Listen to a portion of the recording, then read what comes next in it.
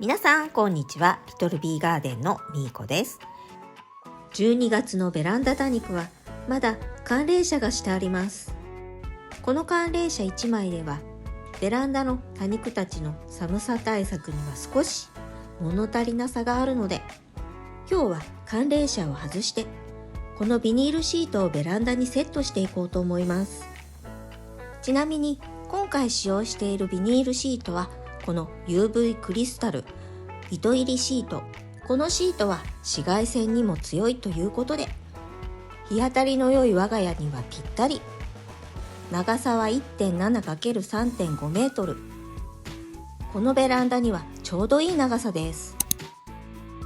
はい、早速ね、このビニールをセットしていこうと思ったんですが、その前にまずはベランダを掃除していきます。庭多肉同様に鹿沼土が風で飛んでいて、意外とベランダも汚れているんです。そういえば去年はこのベランダで作業していると、たくさんのカメムシに襲撃されてちょっと大変だったんですが、今年は寒冷紗をしていたおかげで虫除けにもなり、カメムシ対策にもなりました。と言っても我が家ではカメムシが多肉に悪さをするようなことはなく、あの匂いだけがちょっと我慢できないかな。洋服についているのを知らずに家の中に戻ってしまうと、それこそあの匂いで大変なことになってしまいますからね。これもやっぱり田舎あるあるかな。掃除も終わり、ベランダもきれいになりました。次はこの寒冷紗を外していきます。ベランダでもやはりこの脚立が大活躍。突っ張り棒で留めていた寒冷紗を外していきます。ちなみにこの寒冷紗は今年初めて使ったんですが、意外と劣化しにくくて来年も使えそうなので、このまましまい来年また活躍してもらおうと思います。とりあえず外した寒冷紗は下に落として、ベランダは狭いので下で畳むことにします。次は S 字フックを取り付けた突っ張り棒を壁にセットしていきます。この突っ張り棒をつけるとき、ちょっときつめにつけるのがポイント。緩すぎると風で煽られた時に突っ張り棒が外れてビニールシートが飛んでしまうので要注意。ちなみにこのシートにはハトメがついているので、先ほど突っ張り棒に取り付けた S 字フックにシートの端のハトメをかけていきます。あとは残りのハトメをすべて物干し竿に紐でくくりつけていくだけです。ビニールシートはベランダの手すりの外に出しておきます。この外に出したシートもしっかり紐で固定させておきます。ビニールを物干し竿に取り付けるときにはしっかりビニールを引っ張り、たるみのないようにつけると、ビニールが風で煽られたときにバサバサと音がしにくいと思います。とりあえずは気温が氷点下にならなければ、これでベランダの寒さ対策は大丈夫なんですが、氷点下になるとちょっとこれだけでは心配になってきます。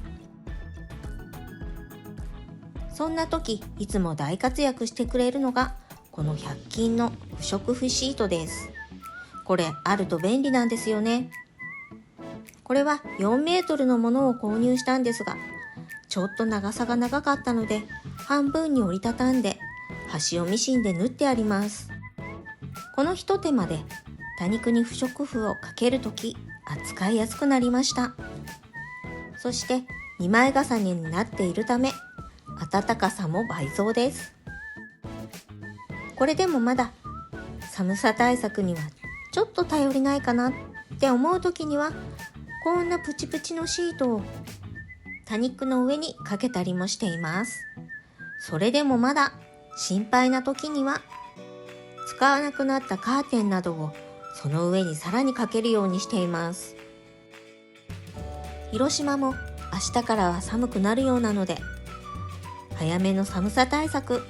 しておいてよかったです。ちなみにベランダを外から見るとこんな感じです。庭のハウスもいい感じ。段ボールの上に乗っているカゴ、気になりましたか？これ実は舞茸と唐辛子、そしてプランターで育てていたイタリアンパセリを干しているところです。キノコ類は干すと味がぎゅっと凝縮されてとっても美味しくなるんですよね。最近それを教えていただいて実践しているところです。はい、ベランダに戻ってきました。実はこのベランダ多肉、少し前に配置換えをしています。というのも、この狭いベランダに一つでも多くの多肉を置きたいと思ったから、ちょっとぎゅうぎゅうに詰めるようにはなってしまうんですが、それでも寒さで凍ってしまったり樹れてしまったりするよりはマシですからね。